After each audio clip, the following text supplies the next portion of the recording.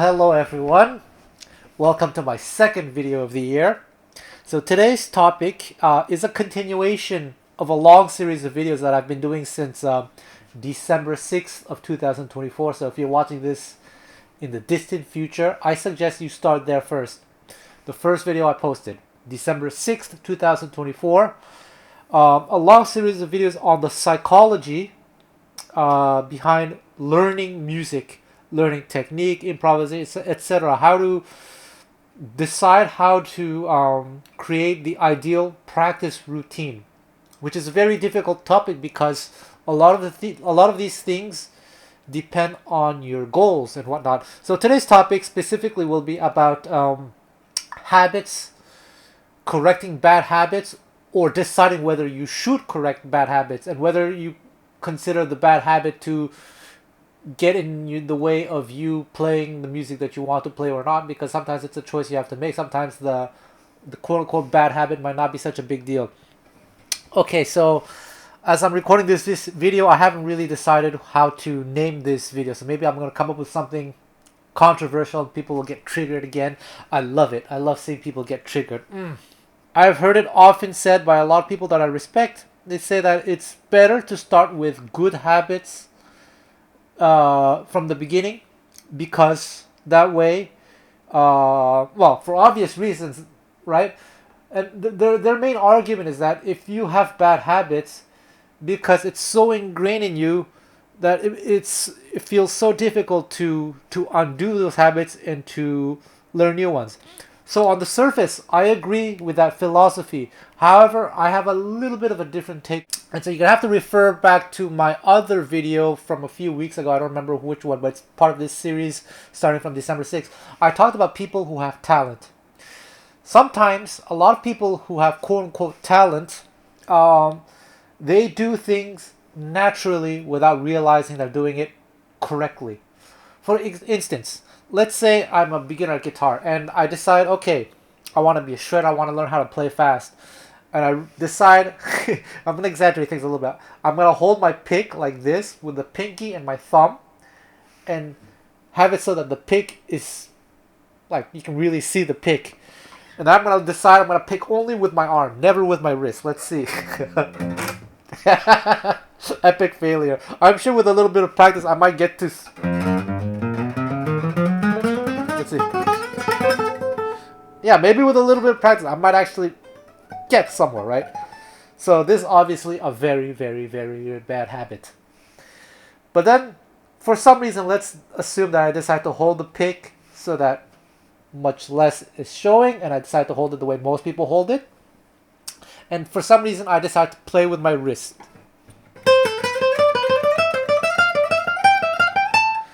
And without knowing it, I've already developed, I'm starting with the correct habits without knowing it.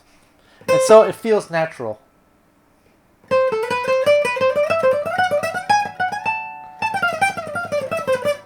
And I feel that as I said in my previous video, that talent exists on a spectrum. It's not just an on and off switch. Some people have talent for rhythm, some people have talent for harmony, ear training, technique, etc., etc.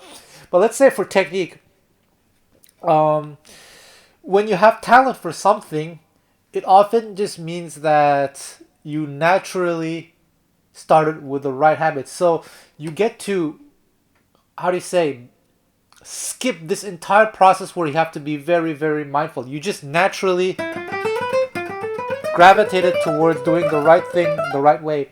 So for those of you who know Gypsy Jazz, which is kind of where I come from, I'm friends with pretty much the top players in the genre, and I know a lot of them personally, and I've also got to witness some former child prodigies grow up to be amazing virtuoso adults.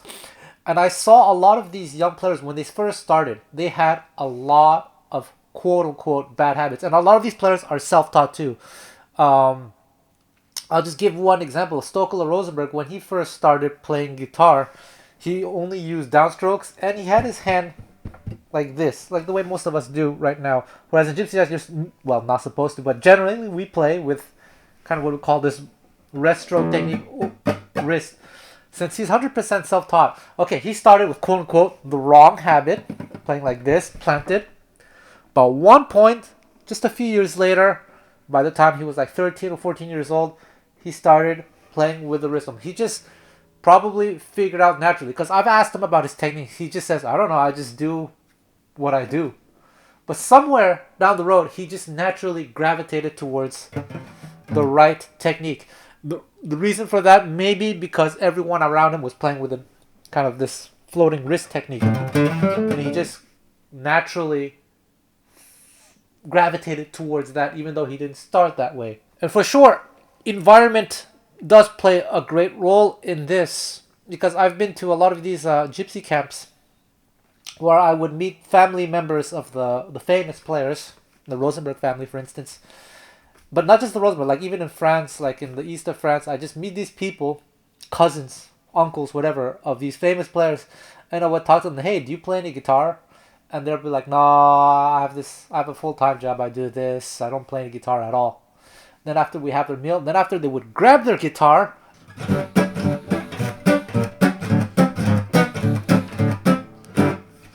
the sound, this elusive Gypsy Jazz rhythm. A lot of people come to me for lessons on how to sound like, how do you say, quote unquote, authentic in the style with the rhythm. It's so elusive to them, so I have to explain it in such a kind of, I don't, maybe not scientific. I try to get people to feel it, but I do give a lot of like very precise instructions. All right, the right hand like this. Notice that you're doing this. It should be more like that. Whereas these gypsy players, they figure it out naturally. I remember one time I was in Belgium, this Django Fest, and there was this 15-year-old kid, and he was playing just rhythm. He says, I only play rhythm.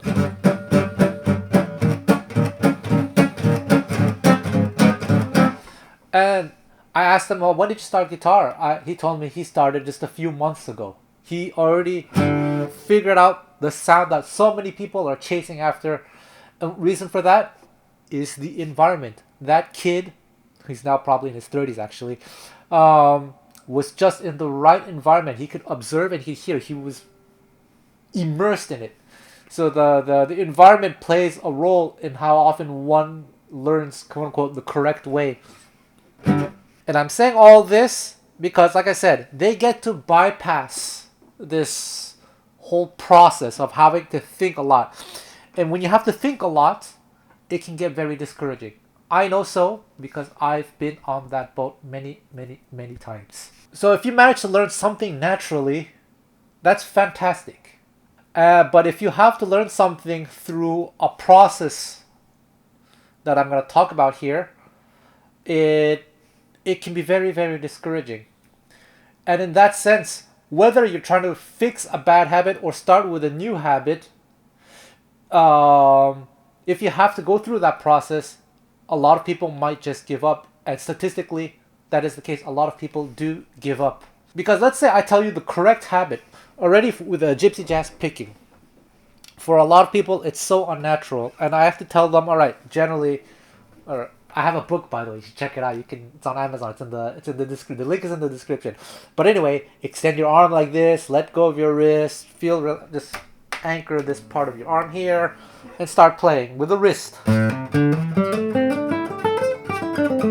what often happens, I'm gonna just change the angle here, is they started correctly, and then they start doing this, but they don't realize it. So after time, oh, notice you're doing that. So. And the same thing happened to me when I first started out. So I had to be very, very, very vigilant. I practiced a lot in front of the mirror. And I was looking at the mirror. So let's say the mirror is the camera. I would be like sitting like this. Sorry, the microphone is here, so I have to talk like this. And I'll be staring at the mirror. And I easily spent a lot of time. I don't know how long, but quite a lot of time for extended, like for weeks, maybe even months, practicing in front of the mirror. I remember because when I was at that age, the mirror was actually in the entrance, the front entrance of the house. So I would practice by the front entrance, practicing the lines, And then I would catch myself. Oh, I'm doing this better. So it requires such an insane amount of vigilance and discipline to catch yourself if you don't have a teacher. So there was that. It was a process. Another issue that I see a lot of players have, now this is not necessarily such a big deal, but they when they play Gypsy Jazz, they have this technique where they're using the wrist, and they look at my right hand. Notice how I'm picking on a diagonal plane. This in itself is not such a big deal, but something that I see a lot of people do. Generally speaking, you should have control over where you want to play. The reason this happens, in my opinion, is because if you use strictly the wrist, naturally, it's going to want to go sort of diagonally. So the way to correct this is to, of course, use the wrist, but to slightly move the arm so as to keep everything on a vertical plane. It's still coming from the wrist though, so like let's see, what can I do?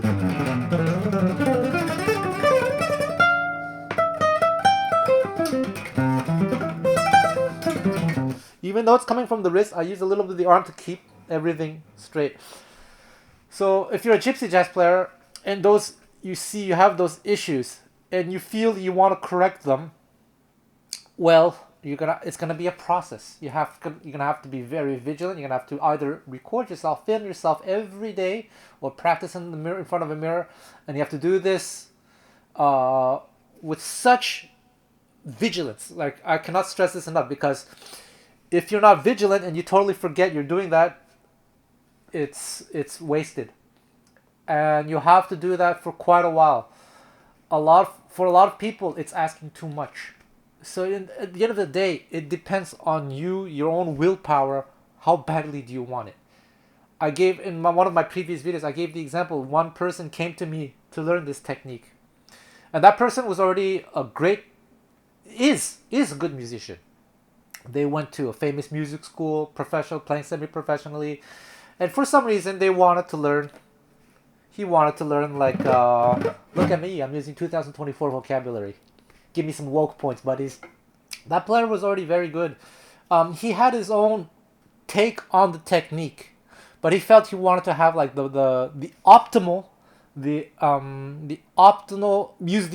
mechanisms. So we spent a week working on it, and by the end of the week, he had it. Like I told him, you have to follow these steps very, very diligently, and within 6 months you get it. Well, he wasn't able to do it. I never asked him why he gave up, but he just, well, my assumption is this person was already geeking semi-professionally, and when you have gigs, you're gonna have to start to make a choice. Are you gonna try to use your old technique, or you're gonna try to use the new technique? And obviously, when you start to use it, you're going to feel like a beginner in the beginning. I've been there. I talked about my George Benson picking technique. There was a point. Luckily, I developed this at the beginning of the pandemic, so I had all the time. I wasn't playing any gigs, but I was faced with that choice. Oh yeah, which technique do I use? I'm practicing the George Benson technique at home, which works better on a electric guitar, not on a well, wider neck guitar. But anyway, I was practicing that at home. But then when I go to jam sessions during the pandemic, because Taiwan was open at that time, I had to make a choice, and I made the very very difficult choice to switch 100% to the George Benson technique. So in the beginning, I would have to tell people, please, let's not play fast songs. Let's just play songs that I can handle.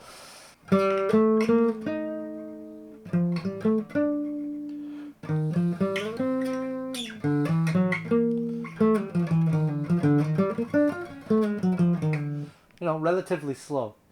And over time, and it was even worse than that. It was really hard, really really hard. But after 6 months of being very very diligent with it, I got the hang of it. And then what happened was I was so confused. It got to a point when I got the hang of this technique, I had trouble switching to other techniques, even though I have been using those other techniques all my life. So there was a period, it took about a year or a year and a half, maybe 2 years actually, I think. 2 years for me to be able to separate the techniques and to switch between them seamlessly. Those of you who speak other languages, at least two other languages besides your mother tongue, probably know this feeling where, let's say you're learning Spanish and German, and your mother tongue is English. If you're learning both languages, often your brain automatically just switches from one to the other. You say German words while speaking Spanish, or you say Spanish words while speaking German, depending on which language is more dominant in your studies. So that's what was happening in my playing. I had to practice so hard this George Benson technique, and pretty much not use the Gypsy Jazz technique for almost 2 years before I could switch seamlessly, and also switch vocabularies. It was quite a process. So then you have to make that choice. How much of it is it worth to you? But I'm making this video not to scare you guys, but to give you a little bit of hope, because to tell you that I've been through this. I know the feeling. And I feel like part of teaching is about the psychology. How can I plant this, the seed of hope in your hearts? Beautiful. Well, I'm telling you, it's possible. You just have to believe in the system. Make sure you're doing it correctly. Get yourself a coach, a teacher, or something. Doesn't have to be daily lessons. It can be once a month, or in the beginning maybe once a week, and then after, as you start to get used to it. So what I did with this George Benson, I took a lesson with this guy who was in New York at the time, but in Australia. Oh man, I forgot his name. Whoops. But he was in charge of booking at the Smalls Jazz Club in New York. What's his name? Oh shoot. Okay, doesn't matter. JC Styles, that's his name. I took one lesson with him, and he showed me the habits. And then he told me basically the same thing I told the other student for Gypsy Jazz. He said, yeah, you got it, Dennis. Just practice that way. So I practiced that way for a number of weeks. I hit him up for another lesson, and just to make sure I was doing things correctly. And he said, yeah, you're doing it correctly. And then since then, yeah, it just matter of just continuing that way. So you can do the same thing for whatever technique you're trying to develop. A lot of people give up because, when you're developing something new or retraining something, in the beginning, it does feel hopeless. I know so, because I've been there so many times. And we're going to talk about that in a second with the flamenco guitar. As many of you know, I started playing flamenco guitar 2 months ago, around the second week of November or so. So now today is January 2nd or 3rd, whatever. So not long. And there's this thing that I didn't know about the thumb. I was practicing it like this. What was it?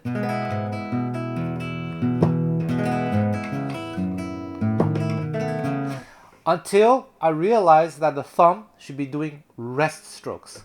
And this occurred to me only 10 days ago. 10 days ago, I had been using free strokes with the thumb. And I practiced that way. I got pretty good at it.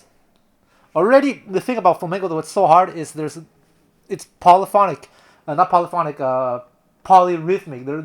The right hand is often doing a lot of things. Golpe and things like this, like combination between thumb and then the fingers. That already was so hard. I remember practicing this, what we call Alegrias Escobilla.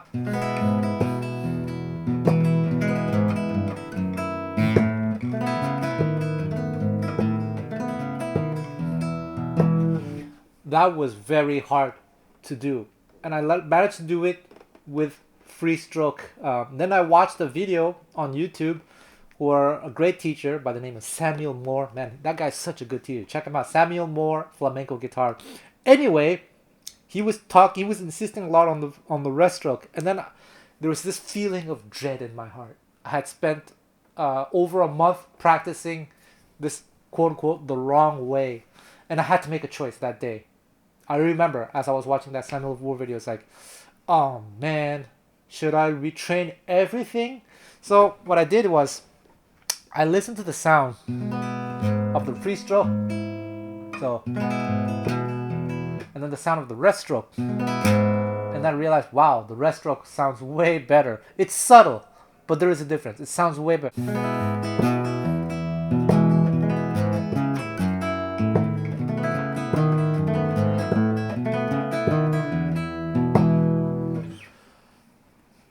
I still can't do it well because that's just 10 days ago. Was it? Yeah, 10 days ago.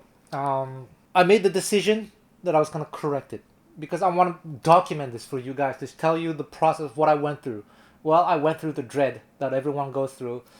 It meant that I have to now then be... When I practiced this Escobilla thing before with free strokes, it came quote unquote natural. I practiced it hard, but the technique, the right hand came naturally. What came naturally was the free strokes. But those were the bad habits.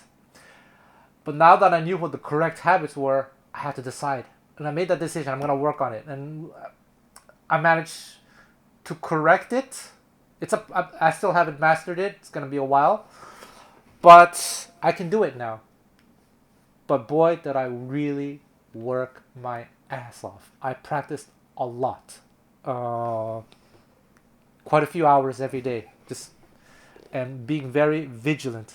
I was doing like this. Then, okay, that's what I have to do. I have to do a golpe. So I was practicing like this in the beginning. And just repeating the same thing. So this is easy. This is not easy. And then here's a free stroke. So rest stroke, free stroke, rest stroke with golpe at the same time.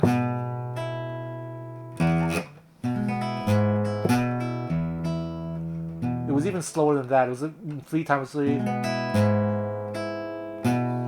My brain was hurting. Like I couldn't practice too much. Like I said, watch my previous videos. I did things intermittently. I wasn't doing like 2 hours in one shot. I have to take breaks. But now even though I can do it, and it's not perfect, but versus 10 days ago when I couldn't even do this.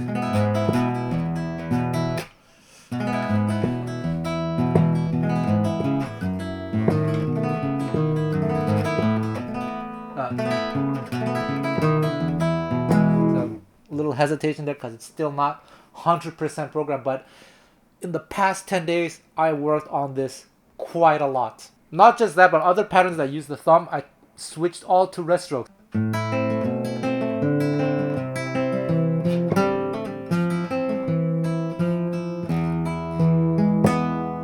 Everything. It's still a work in progress because it was just 10 days ago. But even 10 days ago, I couldn't do this. And well, rest stroke is very easy. You just have to do this.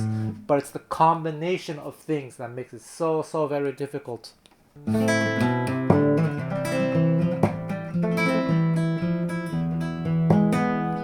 Here, see, rest stroke with the thumb. That was really hard. Try yourselves.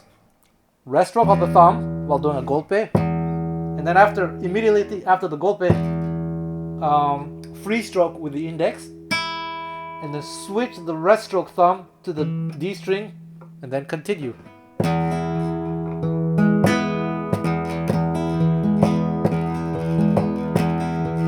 I practiced this really hard. There was another thing, a comment, someone recommended that I adopt a different position for picado. I was like this, and suggested more like this. And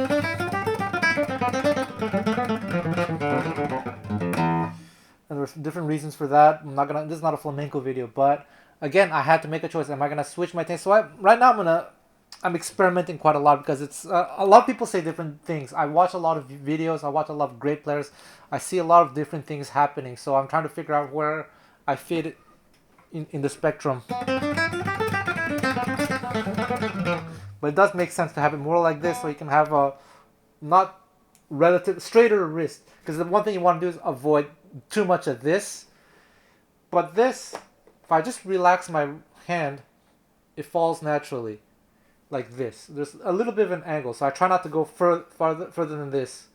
Just stay like this, and that's kind of the position I try to adopt when I play.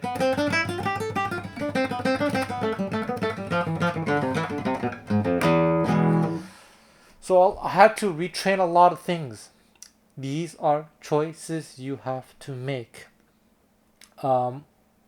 Creating new habits. I remember also when I first started playing Gypsy jazz, I completely avoided playing chords like this, because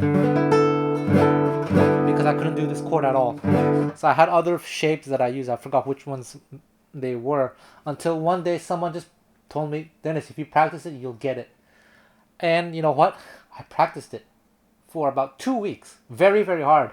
And after 2 weeks, I was able to do this and this. Again, even on a wider neck guitar, I'm still able to. On a smaller neck, the narrow neck will be easier.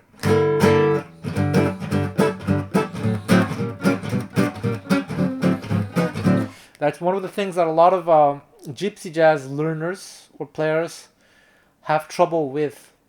They're very limited in their choices of chords.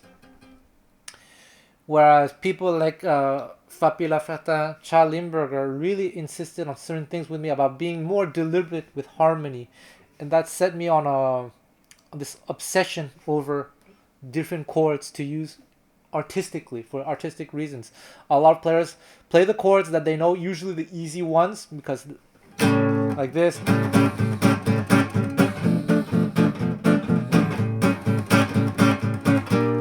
But most gypsies, when they play, it's gonna be more like this.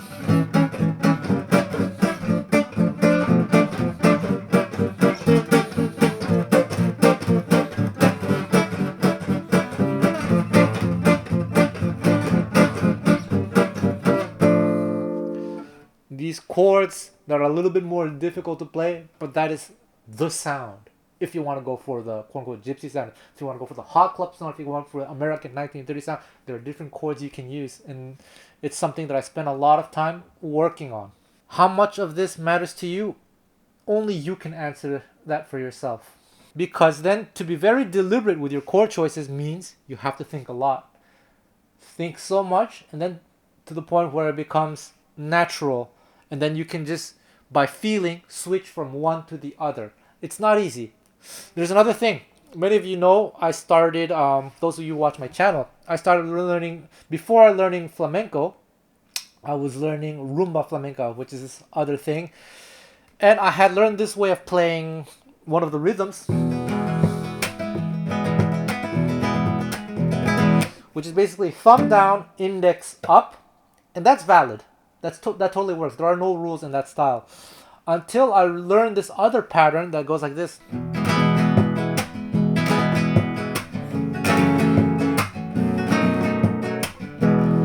So that involves doing thumb down, thumb up.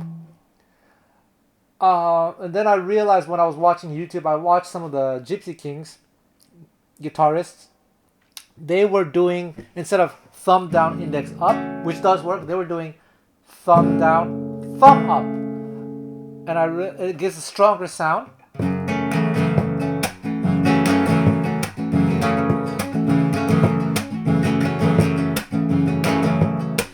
And the advantage of doing it this way, it's not that it's better.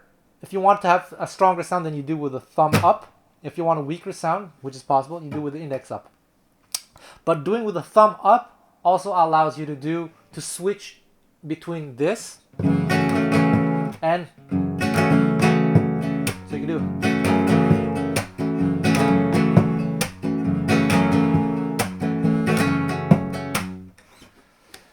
I thought, okay, but I should try to probably practice this way so I can have another option, another tonal option available to me. And then now I'm in this phase. This is just a month ago. I'm in this phase again where this thing that I had practiced for months, for 6 months now with the index, is so ingrained. To do it with the thumb now, which I did work on quite hard. It was really confusing. It was really hard. It's still a process. I think I need another 6 months before I feel comfortable. We'll see. I'll report back in 6 months.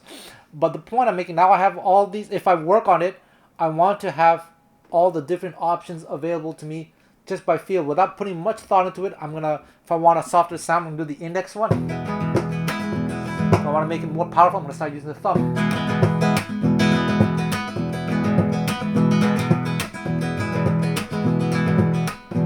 So one of my exercises is alternating between the two. And it's not easy. It's requiring a lot of brain power. Whew, it's really, really hard. I know the pain.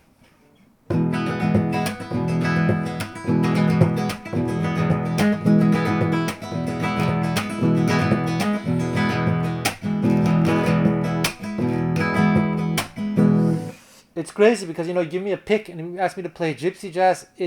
For me, it is so crazy internalized that it's gone to a point where when people ask me which pick strokes I'm using or whatever, I don't even know myself. It just comes so naturally.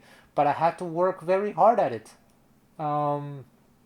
You have to ask yourself, what's important to you? The way you're playing right now, are you satisfied? The sound that you have, the technique that you have, the chords that you're using, the phrases that you're using. And if you're not satisfied and you want to level up, you want to reach the next step or change habits, whatever, you can. But you're going to have to work real hard at it. And it's as much of a physical thing as it is a mental thing. The mental thing is one of the hardest ones. Because it's for that reason a lot of people do give up. I did feel this despair, in the beginning with this thumb rest stroke thing. I really wondered if I could get it because it was so crazy hard, really.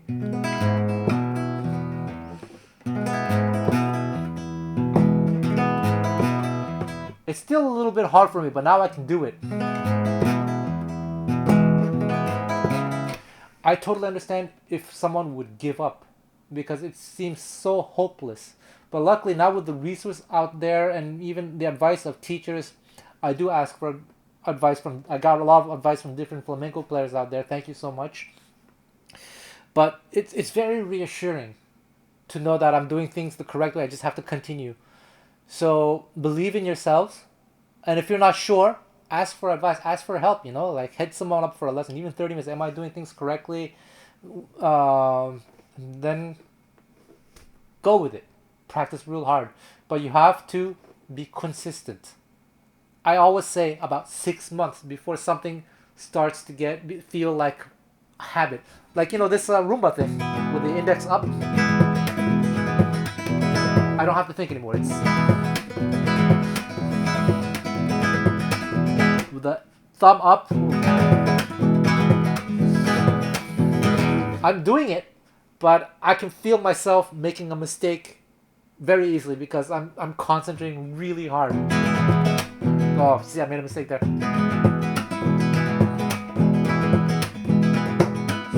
Oh, it's really hard, man. You don't see it, but it's really, really, really hard here. But again, this is only a month ago that I switched to this thumb thing. But again, index thing, no problem.